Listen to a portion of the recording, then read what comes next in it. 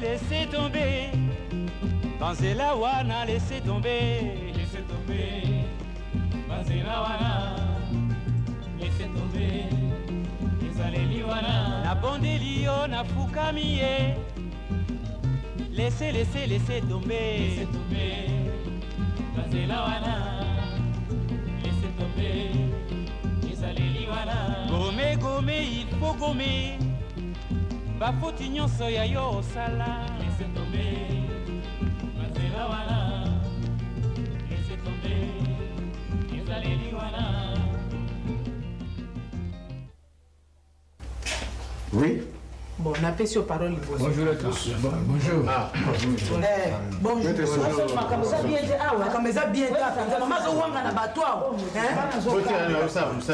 Hier, azana musala na ye, ngape azana musala na ngai.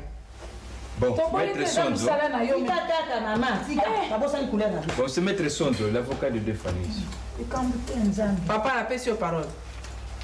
Papa est évité. Non, on a ébi makambo nyonso ndenge lekaki. Makambe banda ndeli ma bolingo. Tofandika na ndako. Aza OPJ awa na yebi sibino tozana. Benga ikafo OPJ abolingo. OPJ. Musana enda mwana tita. Musana zuma na klasi kaka nende kokanga musala ya sosala. Musala musala awa. Ma pasteur. Mutu oyo abimisi mbuma misu minene nete kweya ofinga te parce que ce ko fingi lisusu okoza susu na kati ya infraction aza contre bolingo likamuni na biso ko zo biso na likambo bandaka ya lobby oyo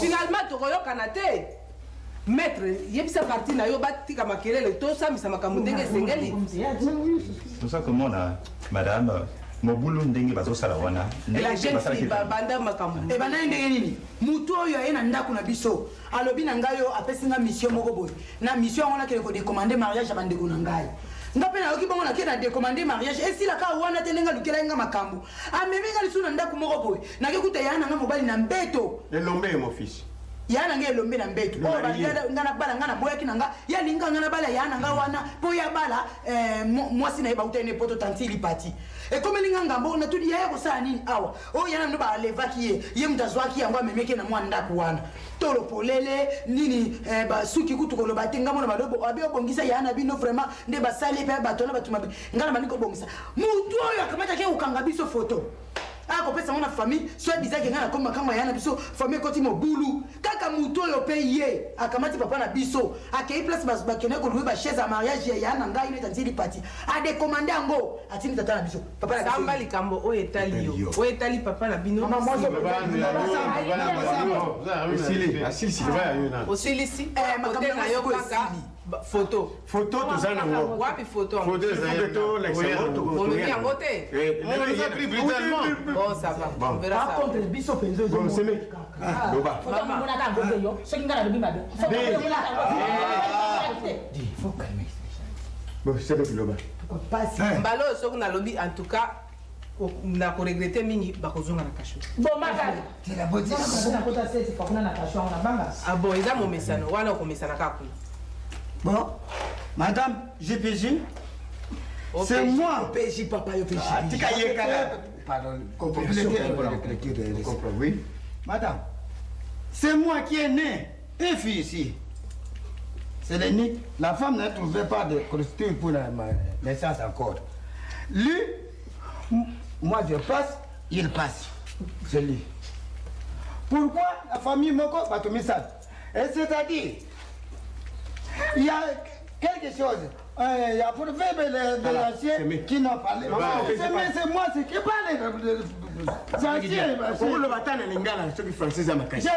tout de suite dans la langue c'est ça madame madame comme français ici moi bon madame moi je vous dis un proverbe de ancien Il ne faut pas casser.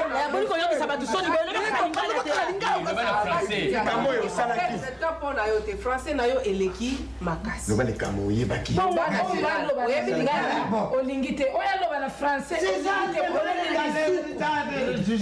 naza kofacilite ye aloba na monoko oyo ayebi loba na lingala français na yo eleki makasi to na monoko ya mboka loba. Merci, excusez parce que je suis un étudiant de flamand. Bon, j'arrive encore dans la l'autre. Madame, et comme vous allez à quoi? Tato Oyo, comme il est nous là-bas, présent. Atine, après si Nambongo, n'a les commandé, Bakiti Nyoso, pour laisser la personne pour la mariage. Vous voyez, c'est les choses qui passent normal dans le mariage des personnes. Et que moi, Tata Mobima, Nasalango, il m'a dit comme ça que vous allez payer. Où est l'argent? Jusqu'à présent. Payer T. Il m'a dit, il va me donner l'argent. Et là, vous avez fait l'argent. L'argent, vous m'avez quoi il biso à Moussou Yopeka. Madame, j'ai pu na salle Mosala. Tisiko ya pesinga mbongo te. Tato. Tato kakoye. C'est nous là-bas, présent. Afuti yote. Afuti ngaite. Na musala oyo kende ko salela ye. Oui, na salaki déjà. Salaki musala. Oui. Musala oyo atindaki yo salela ye. Yango la lingaki afuta yo. Comme parole à nous. Madame, si vous permettez. C'est ça. Eh bien, le fait est tout à fait clair. Ça, c'est l'oncle. Et Azali Koloba, Niboso ya tribunal, te Azwaki Mbongo, Ote Ibala et Salamate. C'est ça. Moni Azali, on est allé complicité, Azui. Moka noté, Madame le PJ, complicité. Je crois que on a des problèmes, il y a famille, et surtout régler avec la police. Mais je voudrais encore na tout na papa. Oui. Yo salaki musala ya kodécommander mariage ya mwana lelo na yo ya kodécommander bakiti nde. C'est ça madame. Atindi yo epa itata o. Na mariage. Na mariage ezala te. C'est ça le problème de moi. C'est que yo pe olingaki mariage wana ezala te. Voilà. Comme je me talo atindaki ye muto atindaki yo. Mais yo mariage wana ezalaki ya mwana ya ndeko na yo, c'est ça? Oui. Mwana na yo ndenge moko yepe akei kuna ake ko décommander mariage et pas nani maman et pas représentant légal. Oui. C'est ça. A décommander mariage. Oui. Yo na mwana oyo ya papa Doudou. Bozali ba cousin. C'est que yo pe ozalaki pour mariage wana te. Ngaya ngani na ndimaki na ngako bala ya te. Muto yo mutatindaki ngaya. Atindaki yo. Mais okendeki to boyaki. Nakendaki. Yo afuta yo mbongo. Voilà. Quel est le problème? Afutaki yo mbongo. Maman yo pede. Maman zo sala makambo kanza yebi. Oui, c'est à peu près ça, madame. Comme je l'avais dit, yo un problème de famille, il y a déjà trouvé une solution. yo mbongo yepe mais fona nini bozo ko condamner kaka papo. Madame, parce que l'obaki, soko osali, ezali coup de main na ofuta yo. Mais jusqu'à présent nanga mwana na yo pe lisusu ndenge bozalaki wana ndako bobetaki ye. Ngana betaki ye. Nga penda na tout soko ko boma kuto wana ko boma ye. Sala, lokola yo lingi bato baloba te. Makilane ezotanga ngam na bamaki ye nzete. Lokola yo fungoli ndako nzambe sika yeba na kopesa mbongo. Nga akokufa. Ndako nzambe alofungola yo mo. Etika ya loba, tika loba, eloko ni. Mais papa pasteur. Madame. Un instant. Nakanisi na ndenge bobetaki tato. Il fallait pe bobeta bango mibale. Hein? Il faut ne bobeti bango te. Ojo kate makamuzulu. Parce que bango mibale étant que bato famille bazali en complicité na tato pour ba bebisa makambo wana. Mais pourquoi vous condamner bango na noté? Madame, si vous me permettez. Il n'y a pas que ça. Oyuana Azakoloba, Azali Moko. Il y a Elombe. Oyo, Azali Mwana. Oyo Kabango, comme des témoins ici, la loi ne le permet pas. Ils sont membres de la famille. Donc leur témoignage ne peut pas être pris en compte. Parce que Oyo Azakoloba, Kozala, Malobaba, Bongisina, Katina Bango. Et Sengeli Bapé Sabiso, témoin penza. Oyo Azalaki Wana. Oyo Amonaki Likamondeni, Yango Lekaki. A expliqué devant la loi, devant madame. Ning et les gars qui pétala les sous-sous. Les camons sous-sous, ils allaient encore grave. Tout ça, tout le monde est en gros, tout le monde comprend et en côté. C'est que, Bino, bateau la famille, vous dimez les camboana, C'est faux. C'est faux parce que vous êtes allés la preuve. Vous allez la preuve.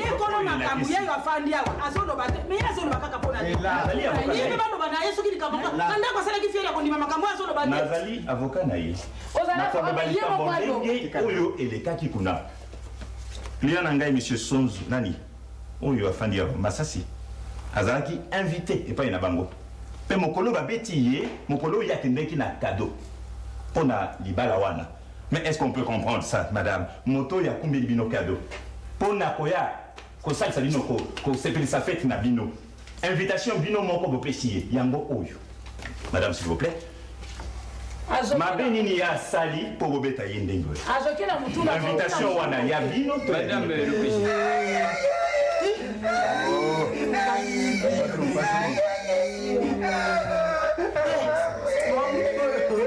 Madame le président. Oui, maître. Je crois que mon collègue est arrivé bien avant moi. Je crois qu'il a parlé beaucoup de français ici. Moi, je ne vais pas parler beaucoup de français ici parce que quelque part, on en a parlé pendant plus d'une année et vous savez les résultats. Madame l'OPJ, il y a une situation que je n'arrive pas à comprendre ici. Comment voulez-vous nous inviter à y avoir un cadeau babetaye? Sans mauvaise intention. Et il dit qu'il est plein de bonne volonté, plein de bonne foi. Ça, je refuse. Et ensuite, il n'y a pas eu... On ne l'a pas capassé. Non, il y a eu bagarre, babundaki. Légitime défense. Et je crois que ces garçons-là, je ne sais pas... C'est son chauffeur. Oui, oui. Le chauffeur de Masasi. Il est champion quelque part, champion de boxe. Et puis, bon, il paye une banque, $1000. Oui, oui. Et alors, ça, je dois le dire, le PDG avait une mauvaise intention. Voilà. Comment écouter une invitation avec des boxeurs, champions, je ne sais pas de quoi. Ça, je ne comprends pas. On l'a pas tabassé, il y a du bagarre dans la maison. Nous t'avons dit que nous avons dit que quand même. Ah oui, mais pour les savons que il y a des semaines comme nous. Andimi yemoge, nous avons appelé ça mariage ou un Il faut comprendre que papa n'a pas de dépenses et bilé. Et en dernière minute, un type se pointe à Bébi Silibala. Il faut comprendre les émotions. Papa, Madame Nakanishi, merci pour la parole. Maître, bon, d'accord, pesa yo parole, mais je voudrais encore que Yemoko plaignant ou Azali, alors qu'on a sur place, après sa bisope éclaircissement. Voilà. Oui, bah, bête nanda quoi.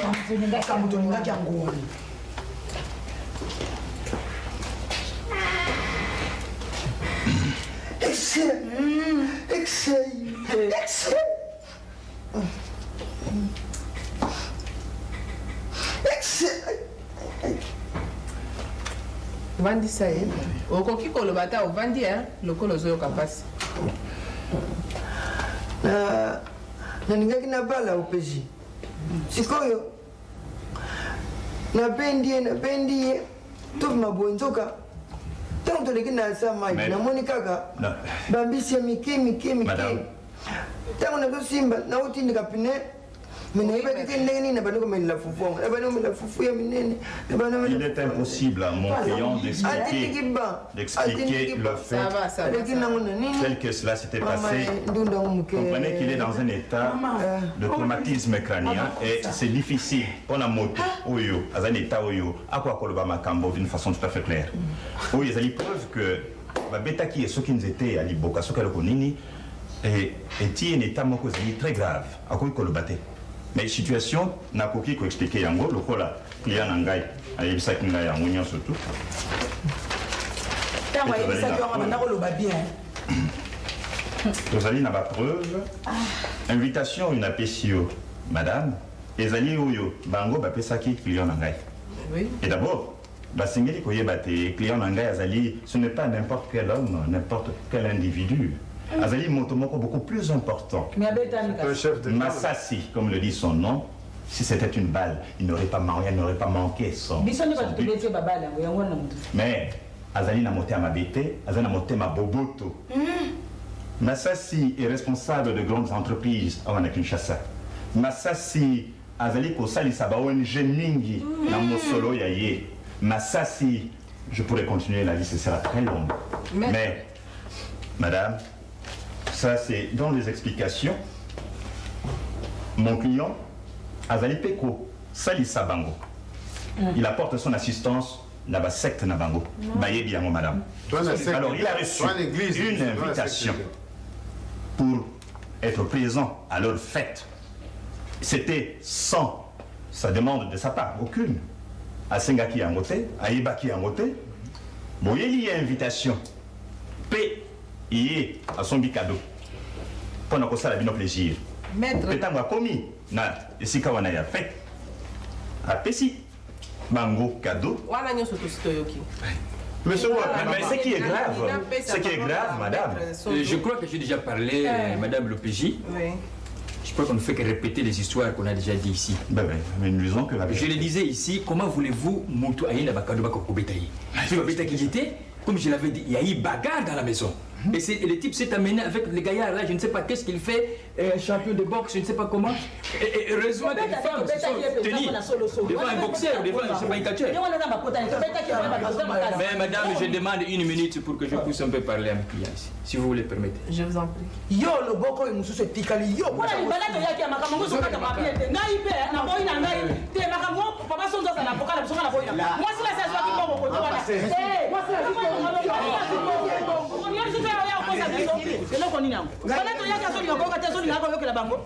Bon, bien vous savez. Quand vous allez à Wa, vous connaissez que pour bouiller billet avant de voir nos pays, où ils bureau à l'État. C'est ça. Il faut faire attention. Vous pouvez comme ça vous couper dans ma carrière. Mais à côté la biso, ça moi c'est le lobby que Azumbongo, c'est grave. Mais je m'en a biso. Ah bon ça n'a tina ya ki yafuka. Et le que vous allez à Wa, baby que le vrai témoin Azalité Kokodioko.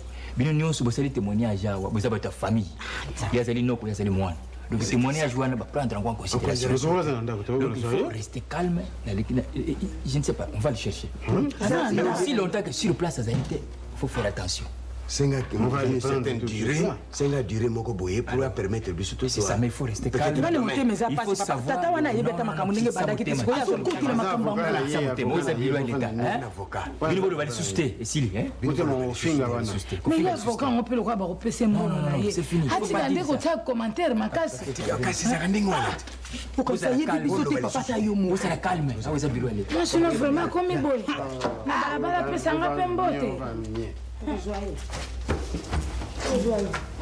bon, madame OPJ. Maître, nalinga na lobelo comme quoi. Parce que maman pasteur, au comme vous exagérez trop hein. Au lobby que nga ba corrompre nga azala pour la corruption te. Na ye ko sala ndé musala ngai. Alors ce qu'on continue ndenge wana na kotika ko samisa ba kamaro bozo zonga la cache tout de suite là. Obama kate. Madame, excusez. Moi je crois que moi je le crois. Parce que on va me moteur à la ou alors na kati makamu bozongi na bon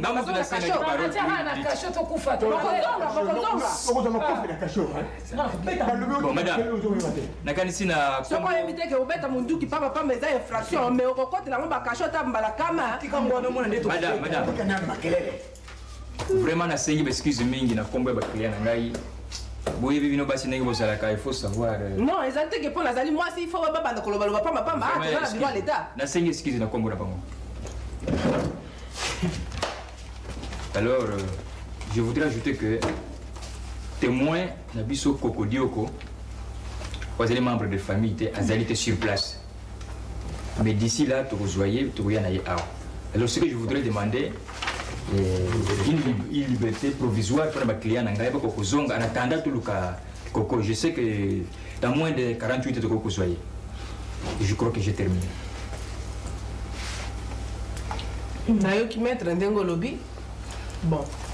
Batemo oyo parti na yo ba memaki awa bazali ba membre ya famille. C'est ce que j'ai dit oui. Tozana témoin ata moko ate wa ba témoigner makambo epo to zo éclaircissement na problème au tozana ko awa. Moi to kata yango ezate. Yo kende luka témoin na bango yaka na ye dans l'entretemps bango ba otika na la cacho jusqu'à ce que témoin akoya awa pour na ko témoigner par après on verra ce qu'on pourra faire. On se témoigner de ce Il faut aller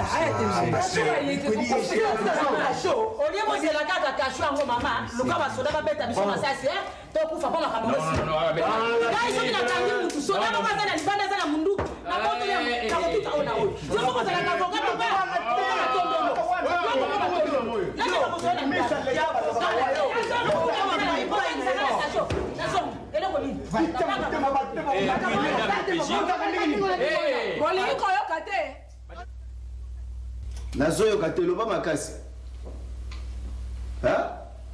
mais bandana niko se présenter kombo na ona kombo na ona zotuna loba makasi nazoyoka te nini ngai na ya moyen à déplacer zate bakolo ndako azate je regrette nazanga moko awa ozoyoka te moyen à déplacer ata 2 minutes zate kombo na onani moyen te atuka excusez nga moyen te bazotuna ye kombo na onini nga natika ndako ya bato nakende soki wapi oui oui tika ngai nasali nini nasali nini nasali nini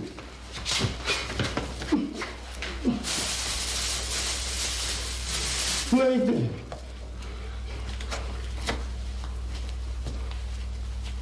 pardon obi biso pardon ngai te pardon ngai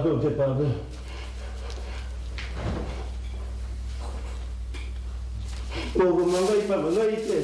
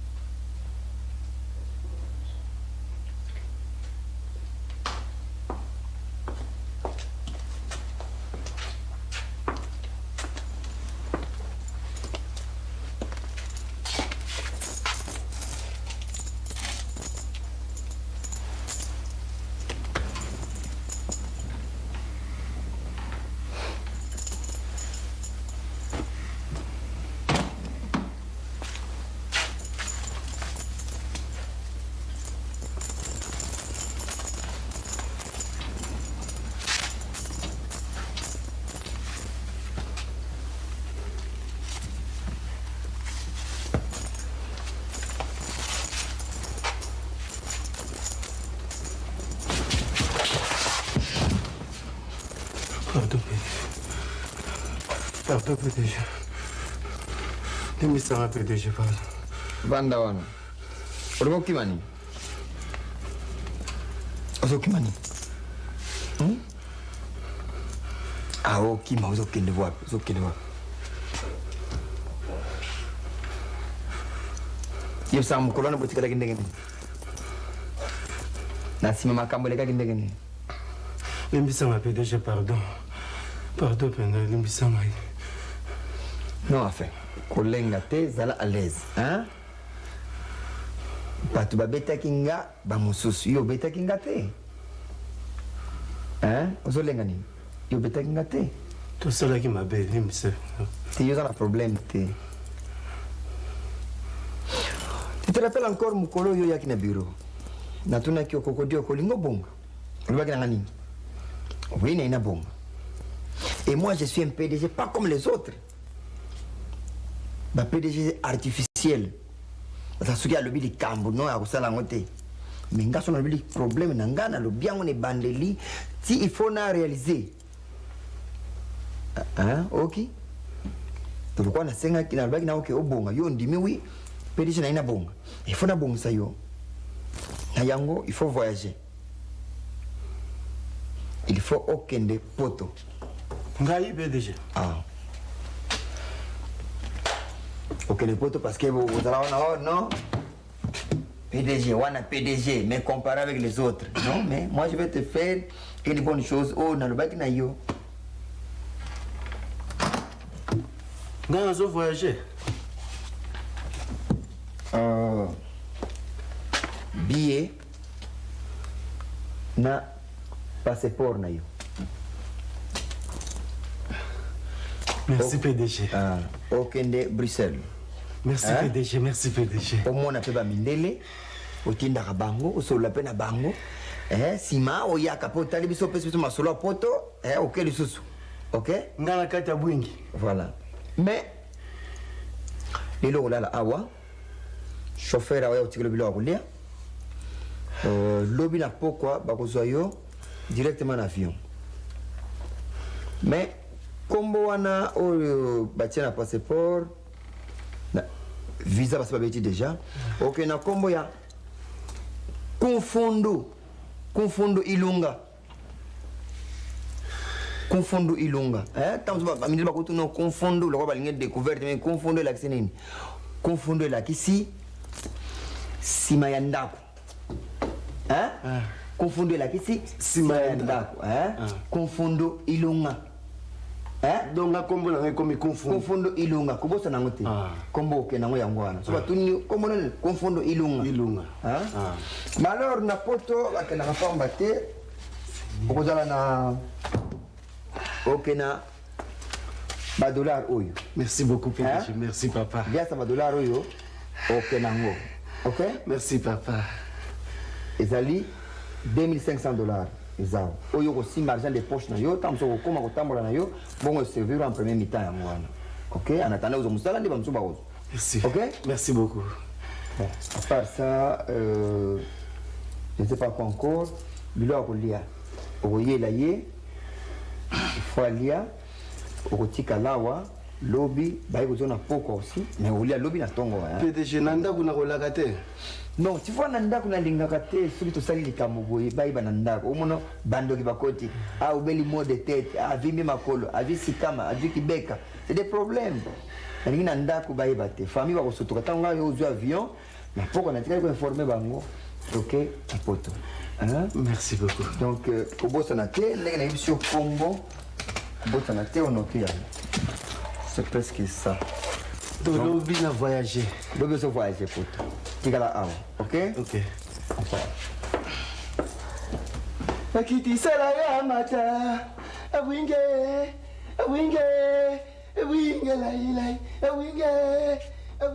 Zela mukando penza foya kozongisela nga boli ya boyi. Natineli eletro yo. Pe apesi soda wana ndibikene ko yibise na boyi. Ya solo wana. Aboyi ko ta. Oyo mutu bena wibise au samsali dawo tinde mukanda pe yani. Boba yebani te. Ezande kindoki. Na mbongo azwi. Oyibi passer ko dio zana kande. Ba logique no wana ngale muso sepelisa ngake limisa ngale. Comme kusambela. Tuzosa. Asambela mbengo tuzosa na bureau. Mais boy ba pema kama ningezela kate. Azwi nde mbongo bafuti mbongo. Talaka ni PDG masasa zobimisa mbongo. Talaka no bino bozobenga foka. Azaki te place makamboko yaki. Mais yele mutazolo ba mingi koleka na biso batoto zalaki wana. Avoka musana yangu wana nde. Ngala zo sepela na calme na bino. Sonzo usamsani. Claire biso. Sonzo azamu bali ya moi surtout ndima moi c'est même ka awa ezali bureau musala zo kusala. C'est même ba ko kutala ka bango mibale okuna avoka okuna okeji. C'est mec. Bon biso famille moko vraiment bato misata bozo mona normal na mwana na leki vraiment. Tika. Ba benyo kindokyo. Est-ce que yo tanga voix tout le yo beno boyi mwana ndeko na bala. Ba tu lipe kozela. Ya ngo bala. Ba tuna banzala bo. Très ça va ouais. Banzala. Et pasteur. Le problème est allé à voir, et qui n'a pas à s'arrêter. La maison est fermée, le mec a tout le renseignement, la parcelle en face, là-bas, tout le monde a qu'à susciter, la maison est toujours fermée. C'est pas possible. Je voulais attendre, on a barrido, très bien, la maison est fermée, c'est comme on a été. La maison est fermée. Non, bilo andao. Motel la yinga bilo.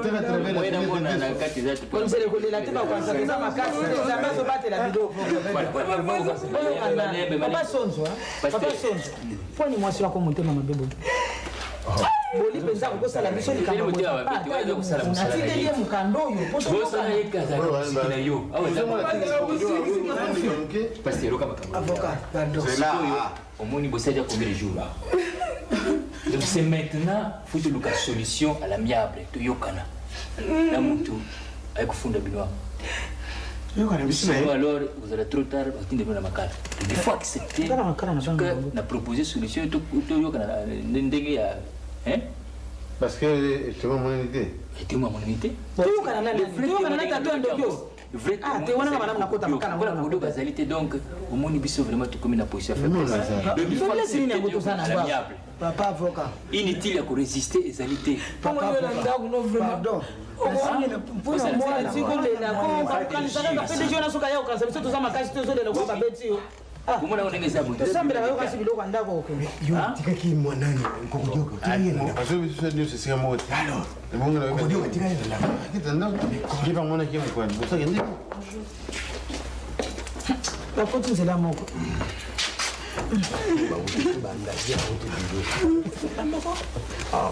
C'est le maman.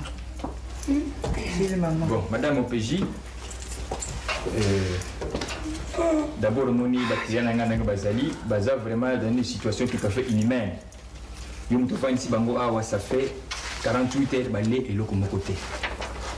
Et puis, je vous rappelle aussi une chose, parce que c'est une contre-expertise pour le PDG Massassi. Il y a vraiment ce état de santé dans les Andéini. Je crois que ça, c'est notre droit. Oui, exactement. Parce qu'on ne peut pas continuer à jouer la comédie ici. Mais non, mais... Je ne sais pas ce qu'il a fait. Il voit de lui-même que Lyon Nangaï a un état. Non, mais c'est très grave que vous appelez ça comédie. Maître, accordez-moi une minute. Non, moi, je vais t'accorder 15. Non, vous exagérez un peu quand vous dites des choses comme ça. Alors, je demande une liberté provisoire pour notre client Nangaï. Ils ne peuvent pas rester dans cet état ici. Baliaté, ce sont des Aïrois. Même moi, je vais quand même. C'est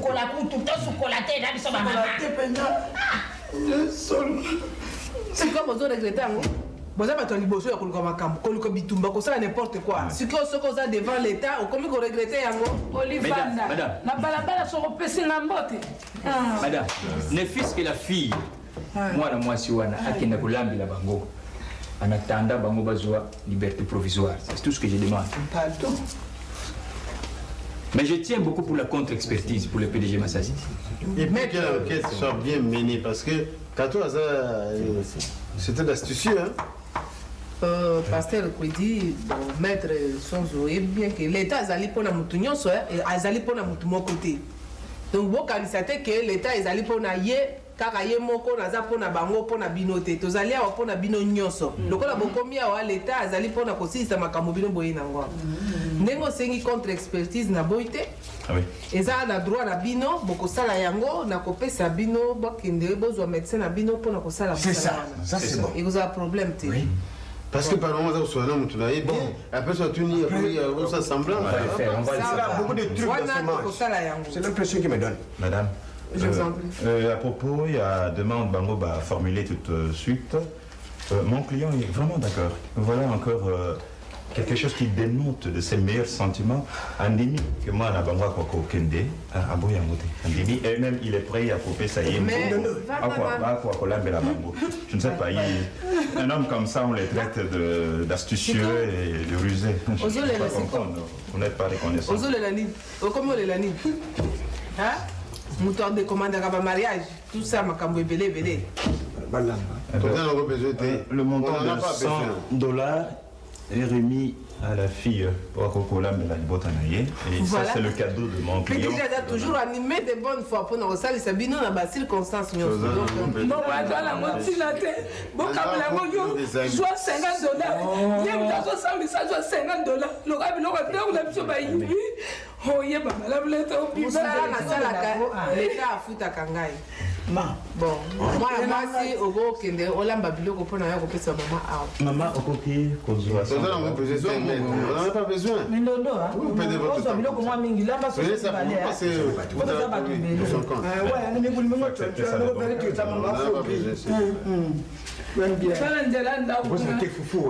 Bataille la ngai nda kuna so bilo la ande ma papa pasteur Kwedi hein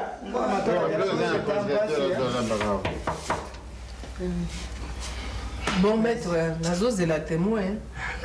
Bon madame le témoin jusqu'ici n'est pas sur place. Mais je crois que si mes clients arrivent à recouvrer leur liberté, Cocodio qu'on peut l'attraper facilement, il peut venir en moins de 48 heures. Madame, vu l'absence du témoin, na limite que bakoki kobimba ndenge wana na limite il faut transférer na parquet. On n'est pas des criminels ici. C'est une compétence nangai maître kolobela ngai te. Je ne peux que vous rappeler ce que la loi Madame, les témoins, les familles témoins de au parquet comme ça. C'est un fils du pays. Et je ne crois pas qu'il est sorti de Kinshasa. On peut l'avoir à 48 heures. Mais à condition que mes clients... Mais il n'est pas là, maître. Il n'est pas là. Puisse quand même être libéré, provisoirement. C'est la preuve que vous avez raconté n'importe quoi, le témoin n'est pas là. Je ne sais pas pourquoi il n'est pas dans la maison, c'est ce qu'on va chercher à savoir. Maître son zone a habité. Parce que les autres, vous savez que la témoin est à partir de yo, aya a témoigné pour tout le monde moyen tout ça là tout trancher problème. Le cas témoin a zaté. Vraiment Nazali. Je suis vraiment dans l'impossibilité on a compris qu'on libérer Bango pendant que témoin à mon amitié. Dans le cas contraire, à moins que Boyo Kanandenge Moussous, n'a pas obligé na transférer le dossier Oyo na parquet. Comme ça, Bokende Kuna, parquet de Moutoka, la bino, ce qui n'est pas continué na bino na makala, ce qui n'est pas habité. Parce que témoin à Zati. Il faudrait que mon client aussi bénéficie de soins pour l'État naïe. Toko continue en Afrique du Sud, Nandenge. Je crois que madame Wana n'a pas procédure normale, qu'on a peut-être partie plaignante. Mais entre-temps, depuis pendant qu'il y a instruction, il y a dossier, il y a client Nangaï. Vraiment, je loue votre intelligence et votre savoir-faire parce que, comme on dit, la justice, c'est un domaine où on gère les passions. Et je crois que jusque-là, vous les avez bien gérées. Alors, madame, je crois que nous sommes prêts avec la partie plaignante, à l'amiable, de trouver solution. Nous sommes prêts. Parce que nous limite trouver solution à l'amiable, nous sommes prêts. Nous acceptons. Madame, merci. Mon client est tout à fait d'accord pour une solution à l'amiable. C'est aussi une façon de relaxer que ses sentiments sont meilleurs. C'est quelqu'un qui ne vous veut que du bien. Vous l'avez mis dans cet état, mais Dikamote, Azali, d'accord, acceptez que Bokurakoyo Kaname à une seule condition, ce qui a comme à lobby à 11h et pas à bureau. Il n'y a pas de problème, il n'y a pas de problème. Bon, maître, qui partie plaignante, lobby qui à Baza d'accord, Baza sous animé de bonne foi pour que Boyo Kana. Ceux qui vont banda qui boyo nanda ko na Boyo Kana, il y a des malamu qui beaucoup matina ba bureau oyo. Parce que ah ouais, ils ont la makambo belé ba procédure ndenge. Bon, jusque là, naza kuna na couloir nazoyo kandenge ba mama pasteur baza kwa kilenga toujours que nazalia wa corrompi. Nazalia pour mon couteau corrompre ngai. Ils ignorent leur faute, Voilà ça des fractions mususu ouais bon pour mener biso plus loin même. Pasteur que dit et bien oh, il faut quand même ça. Madame Opeji, je crois que c'est même na yebi kutenenge to koma kia parce que la partie oyo bandimi boyo kana. Bon, maître Sozo Kende na maître Massambia. Oui, il n'y a pas de problème. Boyo kana. Mais je l'ai pédé. Bango ba kotika la nanoa jusqu'à ce que ceux boyo kani na copie ça bango liberté.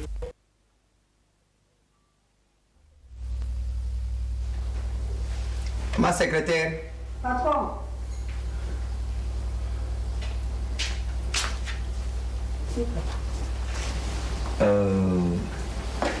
Maître Massambia, ça y est, mon avocat. Té, à communauté. Quand maître Sonzo Mutazawa. Bah, je respecte l'air, té. Na avocat m'a évité que l'air ni boyo kanaki.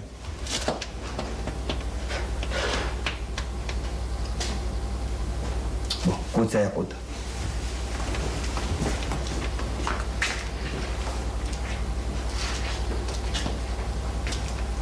Oh, monsieur le PDG. Oui, bonjour, maître. Alors, je fais le vœu pour votre santé. Ça va? Oui, ça va un peu. Alors, le collègue n'est pas encore arrivé? Azalaki awa, na tindi na bakusima muke. Ah bon. Na kozonga. Ah Alors la santé, ça va? Oui, ça va un peu. Nous avons le docteur Aouta qui a fait visite. Banzi Richard. Il m'a traité un peu. De toute façon, il y a un santé, mais il y a des problèmes. Il y a un contrat. Dossier tout ça là. On peut commencer? Oui, on peut bien commencer, monsieur le PDG. Bon, monsieur le PDG, je crois que pasteur Kouedina, pasteur Doudou, baza ba étranger te oyebi bango, baza communauté moko, yo moko za grand mécène. Vraiment ce qu'on a kanisi makambo sali na kati na église na bango na kati ya communauté na bango vraiment baza ko s'étonner que comme à niveau. Bon vraiment j'ai bien raisonné, quand on a pas au PJ toute la nuit, je me suis dit mais qu'est-ce qui est arrivé? Ça doit être les grandes manœuvres de Satan.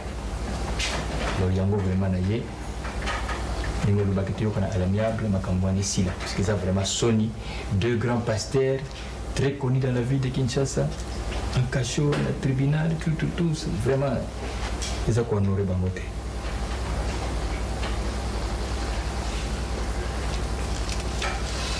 Merci maître Lobina Yoki. Moi loko yo bato bazula kanga mabeza li boboto na ngai. Les gens profitent parce que nous avons boboto. Et j'aime toujours aider les gens. Comme on a bango pour retirer plainte. Oui, nandimi ndemo sangli bango parce que na pesa yo deux conditions.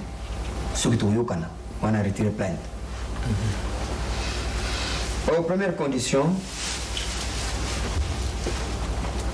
les garçons, le tutu comme un bouc là, et l'ombe. A travaillé dans le service nanga pendant 1 an. Alors que les pototés m'a travaillé dans le service nanga pendant 1 an. Première condition. Ma deuxième condition, Monsieur Kouedi, le pasteur Kouedi, a accordé la main de sa fille du parti. Sur les deux conditions, on a dit, Mami, ah oui. C'est le PDG. Il est plein de temps. PDG, vraiment. Est-ce que vraiment les partis, on dit vraiment. Boba, on a bien une balai. C'est plus fort. C'est une petite qui m'aime beaucoup. Mais c'est les petites études là qui m'entêtent souvent. Ah bon? Ah voilà. Je suis très content, vraiment. Je vois que vous avez vraiment recouvré votre santé. Oui. Ça me fait vraiment plaisir. Vraiment, grâce à docteur, on a fait du sud. Vous allez vraiment m'excuser parce que... Comment ça va? Oui, ça va très bien. Moi, j'avais une affaire très sérieuse au parquet. Heureusement que le collègue a demandé une reprise, une remise là. Bah. Sinon... Nous, on est presque à la fin, on a déjà terminé. On a bien bavardé avec le PDG. Pas de problème. Vous avez bavardé? Nous sommes vraiment à la fin. Oui, mais vous savez bien que nous avons demandé une liberté provisoire. Ce n'est pas qu'on voudrait retirer la plainte. Hein. Le problème demeure encore jusqu'à ce que votre témoin pourrait venir là-bas et témoigner. Bon, ça vous le savez? Collègue, je crois que l'autre jour, vous avez bien joué votre comédie là, au tribunal. Quoi? Qu'est-ce que vous appelez comédie? Contrairement au tribunal, le PDG vraiment est à l'aise et il jouit de toutes ses facultés mentales. Et vraiment, je suis très content, j'en suis flatté. Je crois que ce qui vous étonne un peu, c'est que vous n'avez pas une explication. Vous ne savez pas qu'on a fait venir un médecin de la Suisse qui, grâce à lui, mon client peut parler et raisonner convenablement. Ça nous a coûté de la Suisse? Effectivement, ça nous a coûté tellement cher, vous savez. Ça aussi, on pouvait remettre ça sur le compte. Bon, vraiment, Monsieur le PDG, oui. Je prends congé de vous. Merci beaucoup. Oui, de sololi, des conditions. Ce que dit mamie, on a retiré plainte. Alors, votre médecin rentre quand? Il rentre quand il voudra. C'est demain, c'est demain. Ah, demain, hein? Et pour rentrer demain. Merci beaucoup. Bon, alors... Collègue, au revoir. Ah, cool. Merci beaucoup. Bien. Mais Yopi les sous. Je ne peux pas vous comprendre. Hein? Moi je m'arrange pour arranger, pour faire tout que ça marche bien. Vous êtes en train de compromettre les efforts que moi j'ai fournis. Hein? Vous avez l'argent, ça va. Moi, oui, pas ce biseau d'avocat, tout le monde a raté pour nous. Mais non. Hein? Ça peut se retourner contre vous. On est bagaf au sali. On est bagaf au sali. Suite à retard na yo. Non mais. Na yo avocat mobile. Ceux qui ont 10h45 vous allez en bureau. Tout ça les arrangements. Tant qu'on y a. Tout ça 5 sur 5. Mais c'est quoi aux autres 11h45. C'est pas une raison quoi que le banayo te quoi qu'on fait nanye. Hier ata le bio wana yé moko yo fali na yo nye. Et si qu'on a autre banque Banzi Richard a en Afrique du Sud yo au Suisse c'est quoi. Voilà maintenant confusion. Mais c'est parce que Yosa on y a plein de mal de bagages les web sayoté. Et oui, mais l'argent est une chose, mais ce métier avocat en est une autre. Vous voyez qu'il y a une différence. Au moins, bon, mais Bisson n'est tout le monde n'a pas si. Mais pas si aux autres, c'est parce que aux autres travaillent bien. Aux autres travaillent bien, mon avocat. Aux autres travaillent très bien. Aucun n'a place, mais aux autres $30, $50, $100. Mais il y a des fouteurs belés, il faut l'avantage. Il y a un bon belé, on a des fouteurs. Cette contradiction de tout à l'heure, ça risque de nous coûter cher. Vous devez respecter l'RT. Il est rusé cet homme. Il a oué baïté. Tu vois, parce que nous avons foutu un bon ébélé. Non, là, on dit que nous avons foutu un bon ébélé. Non, on doit respecter. Non, on doit respecter la RT toujours canadien. Mais si on a yé maintenant, brusquement, moi, je n'ai pas de choses à quitter. Bon, on va faire un gagné. On va jusqu'à quelle heure? Il y a midi, 13h, 14h, on va faire un gagné dans la yo.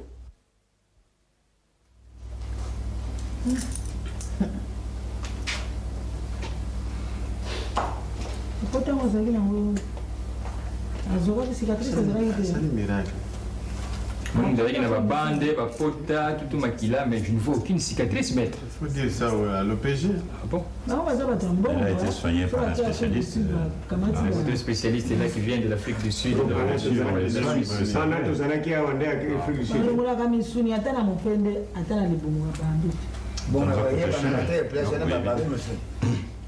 botikale bokoloba lisusu ekomi oza kolukaka cicatrice apota kashe mosusu ndako nzela na yeseke na banga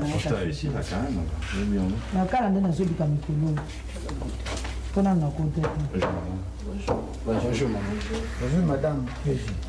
Madame l'OPJ, je vous fais observer que le monsieur qui avait des bandelettes partout, avec beaucoup de sang, mais maintenant il n'y a aucune cicatrice. Collègue des officiers qu'il a été soigné, ça c'est sûr. Et nous avons dépensé beaucoup pour ça. Ça, on ne le mettra pas sur le frais de vos amendes. Le médecin vient de l'Afrique du Sud, d'autres de la Suisse.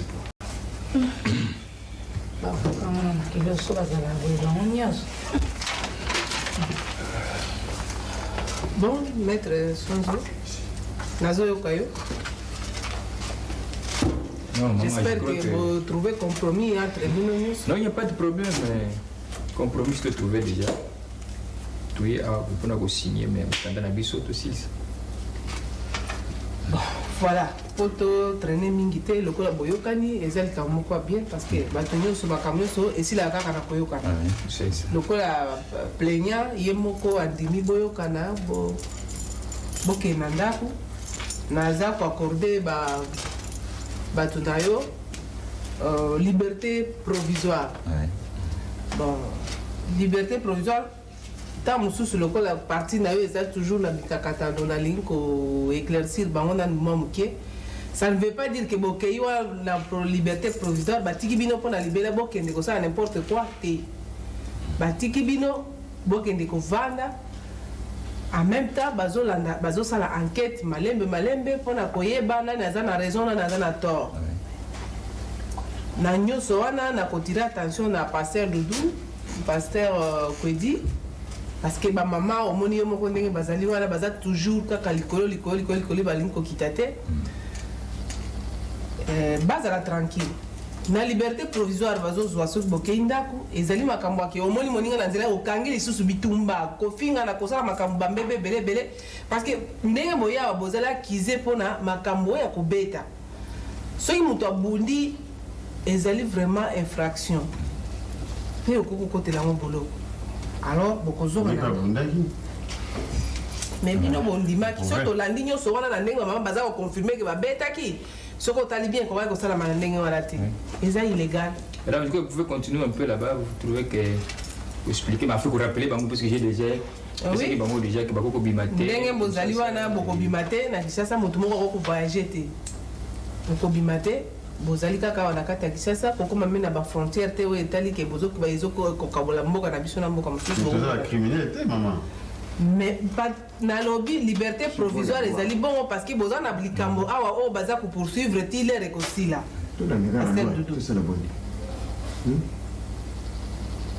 Oui, papa.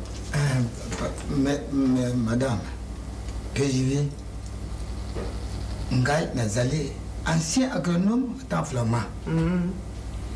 J'ai eu une chance à Mayantele.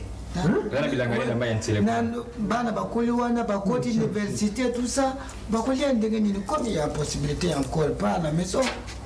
Bilanga na Ntsele ezali en dehors ya pays na biso te ozaka na kati ya Kinshasa ozaka na kati ya Zaïre. Donc okokende kosala bilanga kozo mais eloko moko ezali awa bokosigné awa na mokanda oyo chaque mardi bokobanda koya mpona kosigné na mokanda oyo jusqu'à ce présence na bino chaque mardi bondima kasi bakomi bana classe te ndimi manembe eyo ekendaka bongo d'accord aussi passer beaucoup au bandana na signer à moins que maître ou bien l'autre maître non il y a pas de le même souci à kubakisa exactement so exacté boya ko signer mutu na place à kombo na ye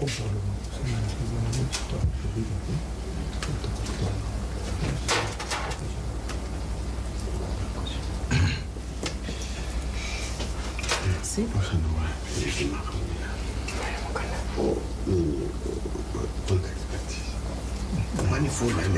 ça c'est très important. Papa qui dit c'est là là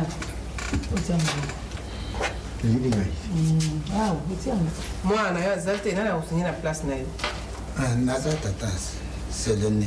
On l'infraction est individuelle hein. Yé mo ko fa oui ça y est aya Maman Bomengo yo liboso ko signer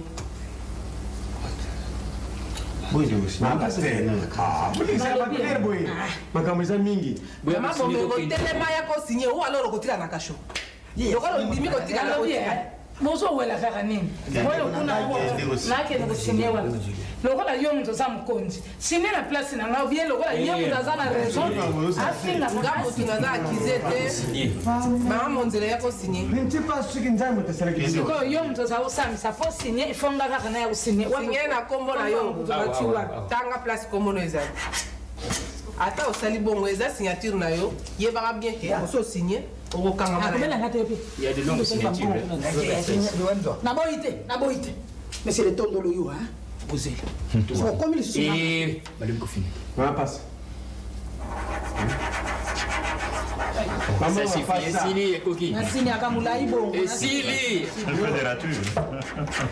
obebisa mokandasi nazobebisa te pasteur kwedi nasini akamulai pasteur kwedi oyo nyonso ekokokute bino cher sans ke boyeba yango ntango mosusu place ozalaki na raison okomi na tort kaka mpona bongo ndenge nasiniaka yango biro ya leta eza biro ya zando te mpo ya kosala n'importe quoi awa wana manja kosali ya susu eloko nini moto alobi na bino asinilaka nde o signature nini tika kaka asinya ndenge wana mama non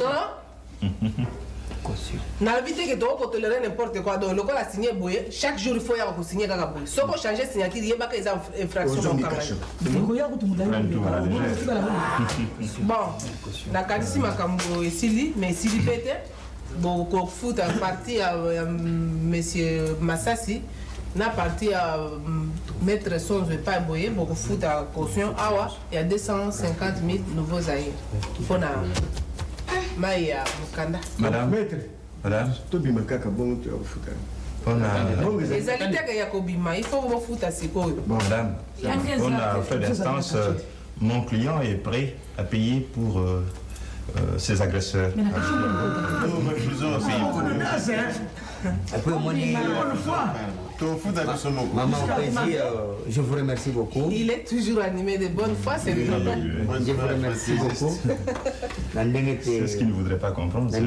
Ndenge lobi a osambisi biso maman. Na yo kito lobi o église ekufa te. Tout ça, chrétien. Et ça, la compétence n'angate. Makambo église est à l'ingate. Ah, voilà. On a des problèmes sous à part. Voilà. Donc, tout ça, chrétien, tu connais toujours dans le sambo na biso.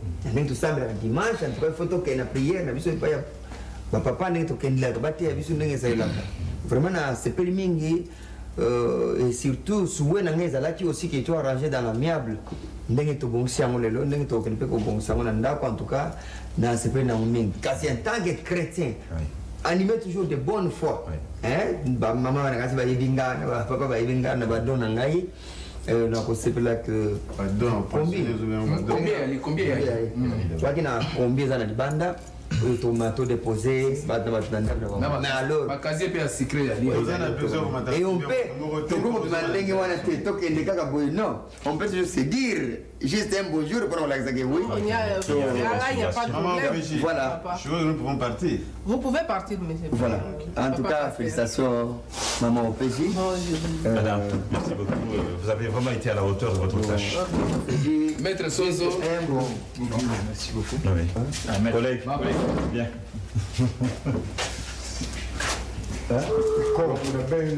Monsieur le DG.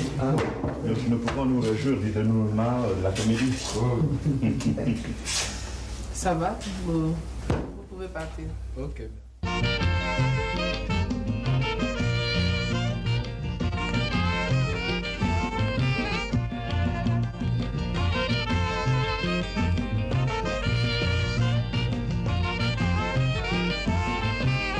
Laissez tomber, laissez tomber. Banzela wana, laissez tomber. Laissez tomber. Banzela wana. Laissez tomber. Ezaleli wana. Na bondeli yo na fukami ye. Laissez, laissez, laissez tomber. Laissez tomber. Banzela wana. Laissez tomber. Ezaleli wana. Gommer, gommer, il faut gommer. Bafoti nyonso ya yo osala. Laissez tomber. Banzela wana.